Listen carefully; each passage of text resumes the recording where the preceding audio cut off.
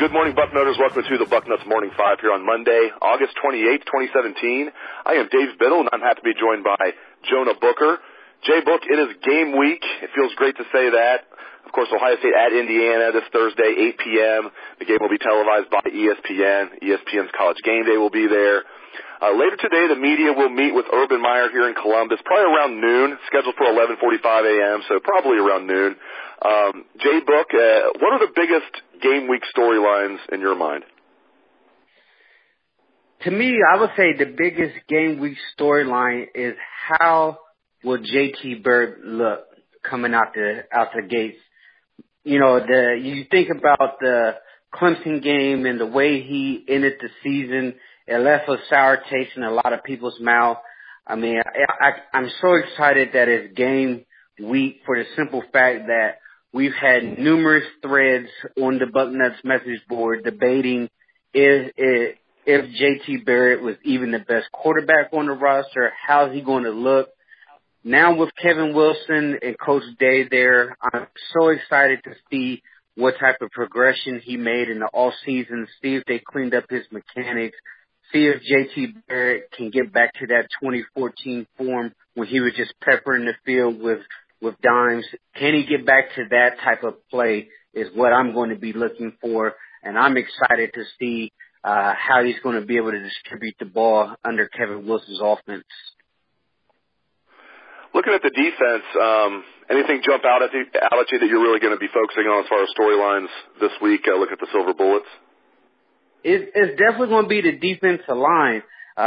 The defensive linemen, I know Sam Hubbard and Nick Bosa let it out that last year under Luke Fickell's scheme, they were asked to do more read and react, keeping the linebackers clean so that they can run freely. Under Greg Schiano, it sounds like he's letting the dogs off the chain. He's telling those guys to go and attack.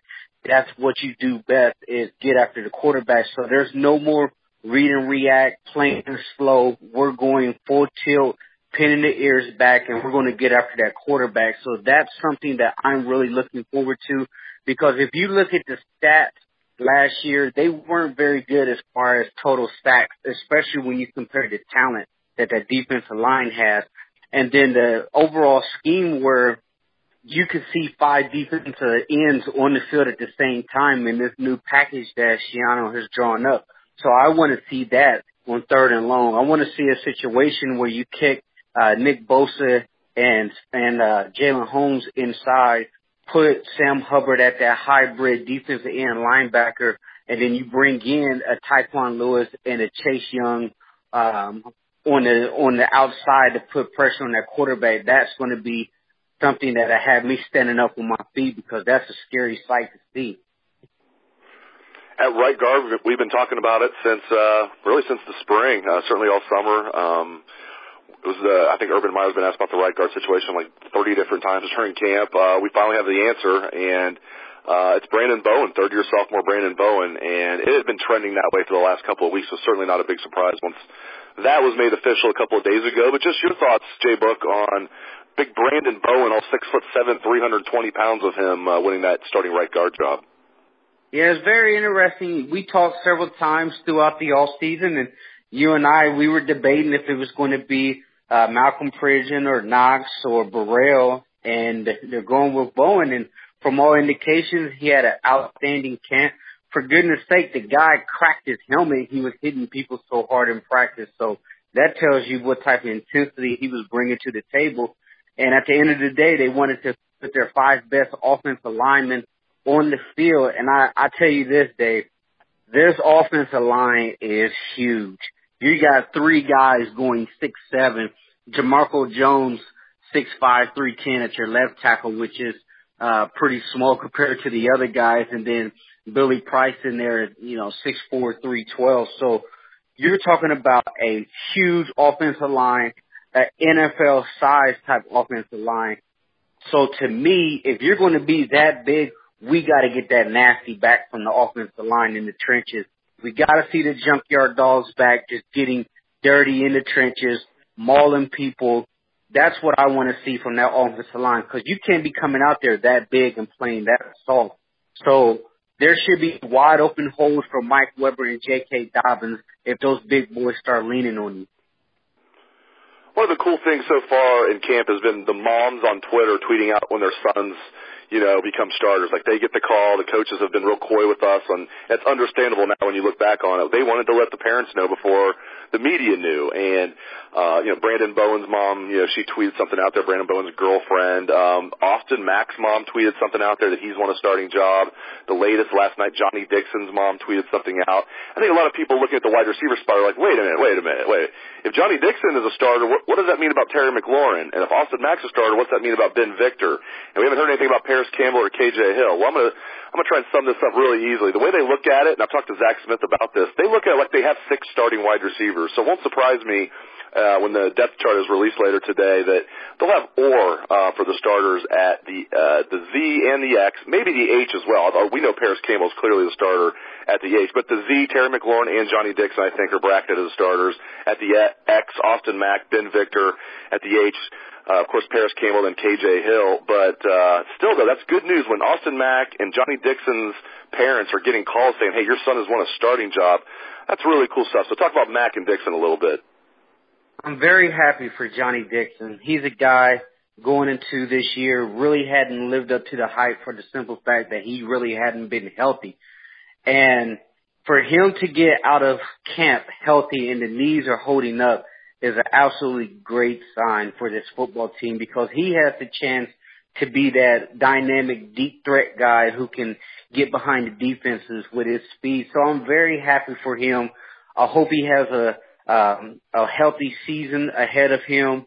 And Austin Mack, a lot of people, they were down on him because you weren't hearing too much coming out of camp about Austin Mack. He's one of the quiet assassins. He just goes about his business. You really don't hear too much. And if he's earned a starting position, then obviously his play is in practice is showing that he deserves that spot. And as you mentioned, they believe they have 6 guys. Some people can look at it as you don't have a number one go-to guy, and other people can look at it as we're deep at that position this year. We saw vast improvement, so we feel that we had 6 core guys at that position that can really help this football team win some games. So it's just going to be a situation is how would they look once the bullets are flying? Will they catch the football in the 3rd and long? Will they create separation when it's needed to give JT an opportunity to, throw a precise football? And then there's also going to be contention on JT getting the ball out of his hands on time. So all of those things, they correlate to each other. But the overall picture, I'm excited. I'm just ready for football to get here because I just want to see the progression that these guys made in the offseason.